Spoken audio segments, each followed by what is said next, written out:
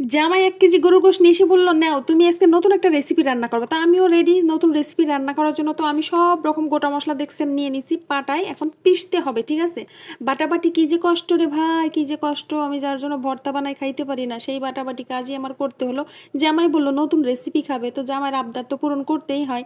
এই জন্য আমি সব রকম মশলা একটু বেটে নিয়েছি, হাতে কষ্ট হলেও। তারপরে এই যে মাখিয়ে বসিয়ে দিব আমি, ঠিক আছে। আর আমার না প্রায় এমন হয়, দেখা যায় আমি একটা না একটা জিনিস ভুলেই যাই। মানে অনেকক্ষণ মাংস রান্না অর্ধেক হয়ে গেছে, তারপর মনে পড়ে, দেখছেন আমি চুলায় কিন্তু বসিয়ে দিয়েছি, তারপর আমার মনে পড়ছে যে আমি না আদা রসুন দিই নাই। এরপরে আবার মনে পড়বে আমি না টক দই দিই নাই। মানে এমনই হয় আমার। এমন হয় কিসের জন্য বলেন তো? ফোন দেখতে দেখতে যদি রান্না করতে যান তাহলে তো ভুলভাল হবেই। আর সেটা আমার সাথে প্রতিনিয়তই হয়, ঠিক আছে। তো এই যে লাস্টে একদম টক দইটা দিয়ে দিলাম, কিচ্ছু করার নেই। জামাই যেহেতু খাইতে চাইছে, একটু ঝাঁকানাকা রেসিপি একটু রান্না করে দিই জামাই রে, জামাই একটু বলুক যে না রান্না ভালো হয়েছে, আমার বউ ভালো ভালো রান্না করতে পারে। এমন প্রশংসা শুনলে কিন্তু রান্না করতে মন চায়, বারবার রান্নাঘরেই থাকতে মন চায়, যে এক এক রকম রান্না করে খাওয়াই, জামাই প্রশংসা করবে।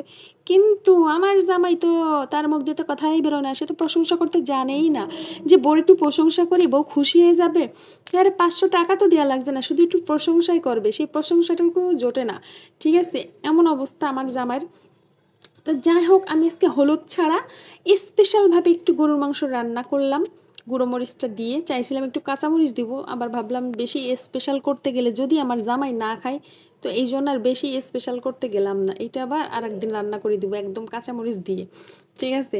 যাই হোক, আমার মাংসটা রান্না হচ্ছে, আর আমি এদিকে পোলাও বসিয়ে দিলাম। আর আমার একদম সাদামাটা পোলাও রান্না করা। আমি খুব ঝটপটে যেভাবে হয় সেভাবে মানে করে ফেলি, যে খুব তাড়াতাড়ি সহজে কিভাবে কি করা যায় সেভাবেই করি। কারণ আমার না বেশিক্ষণ রান্নাঘরে থাকতে মন চায় না, এত গরম লাগে, চুলার কাছে দাঁড়াইতে পারি না, মানে ঘামে জামা কাপড় সব ভিজে যায় এমন অবস্থা। রান্নাঘরে একটা ফ্যান লাগে, মানে কি যে করব। আর এই কারেন্টের চুলার গরম যে কি পরিমাণ, যারা রান্না করে তারা ছাড়া কেউ বুঝবে না, মানে এর 5 হাত দূর থেকেও তাপ লাগে। যাই হোক, এখানেও একটু বাদাম কিশমিশ সব কিছু বাটাবুটি দিয়ে দিলাম পোলার ভিতরে, যাতে পোলাওটা একটু খেতে মজা লাগে। হ্যাঁ, আমি আজকে দুধ দিব না, পোলাও এমনি নর্মালভাবেই রান্না করব পানি দিয়েই, কিন্তু আর যে মশলা মশলা আছে সবগুলোই দিব। আবার বেশি বেশি মশলা দিলে কিন্তু ভালো লাগবে না, বেশি ঘ্রাণ বেরোলে আবার খেতে চায় না বাচ্চারাই।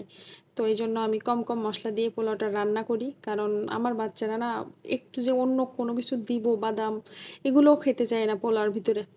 তো যাই হোক, যার পরিবারে যেমন খাই সে তো সেভাবেই রান্না করবে, তাই না? তো আমিও সেইভাবেই রান্না করি, সবার দিকে খেয়াল রেখে রান্না করতে হয়, কে কীভাবে খাবে, তা না হলে সব কিছুই নষ্ট হবে।